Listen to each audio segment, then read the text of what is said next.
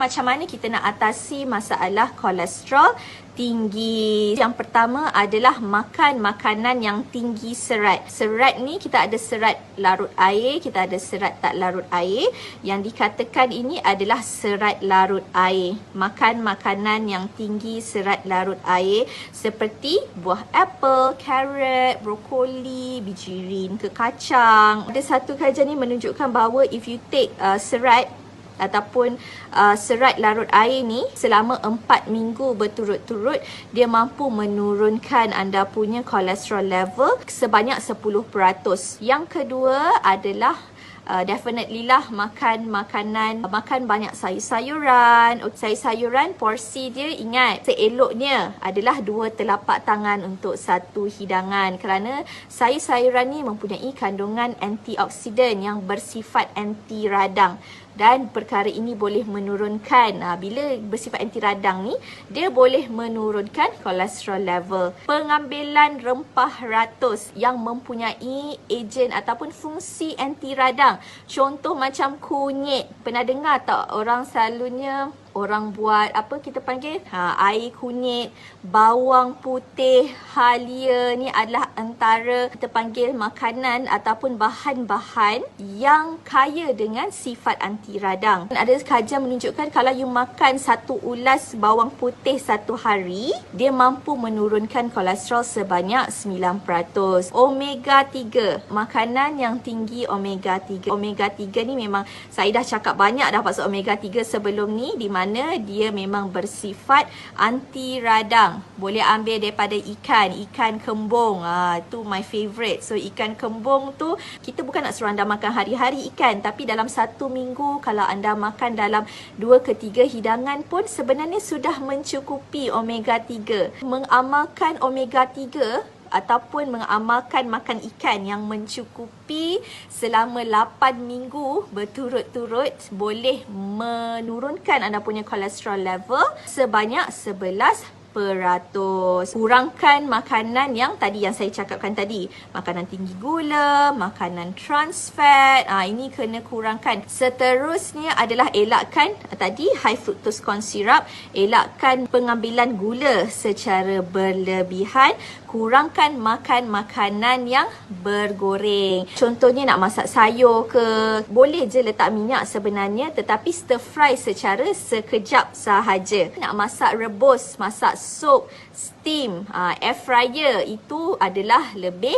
baik daripada pemakanan. Perlulah bersenam. Ingat, jangan bersenam secara berlebihan. Senaman yang mudah sangat, siapa-siapa pun boleh buat, iaitu berjalan kaki, brisk walking.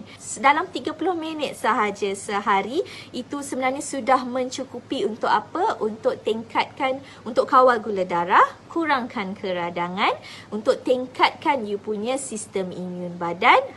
Dan ia membantu macam mana dia tingkatkan sistem imun badan. Bila you berjalan selalu, you punya sistem limfa ni dia akan bergerak sekali. Sebab itu mereka yang sentiasa duduk sahaja sebenarnya mempunyai imun badan yang lemah. Kalau anda seorang pekerja ataupun anda sentiasa jenis yang duduk dekat komputer kan, bekerja daripada pukul 9 sampai pukul 6 tak bergerak-bergerak pun sebab kena tengok komputer, memang pekerjaan kita macam tu, pastikan setiap 1 jam anda duduk, anda bangun, jalanlah dalam 3 minit sekeliling tempat tu. Tidur secara sihat. Pastikan anda mempunyai habit tidur yang baik. Tidur dalam 7 ke 9 jam. Untuk orang dewasa ni 7 to 9 hours diperlukan. Sebab waktu tidur ni lah badan kita sebenarnya memulihkan kita punya kerosakan-kerosakan.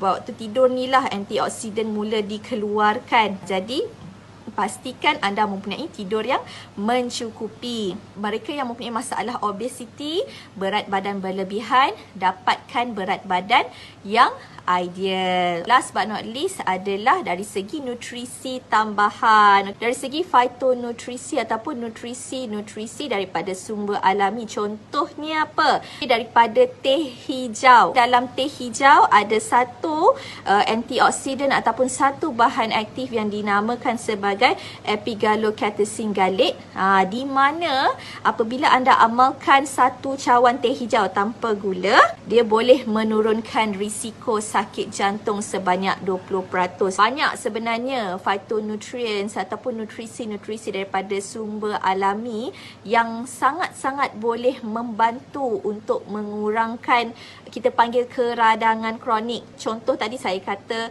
dalam teh hijau, dalam pokok pine, kulit pokok pine yang kaya dengan fignogenol, itu pun mampu. Memang itu dah guna banyak, okey, untuk membantu masalah keradangan kronik. Kemudian satu lagi daripada resveratrol, daripada biji anggur, itu pun mempunyai ataupun kaya dengan antioksidan. Basically sebenarnya bila anda makan makanan yang seimbang, anda makan sayur cukup, anda makan buah cukup, anda akan mendapat, kita panggil, phytonutrisi ataupun nutrisi yang seimbang untuk badan anda. Tips-tips, okey, apa yang perlu anda amalkan untuk kurangkan anda punya kolesterol level. Harap bermanfaat.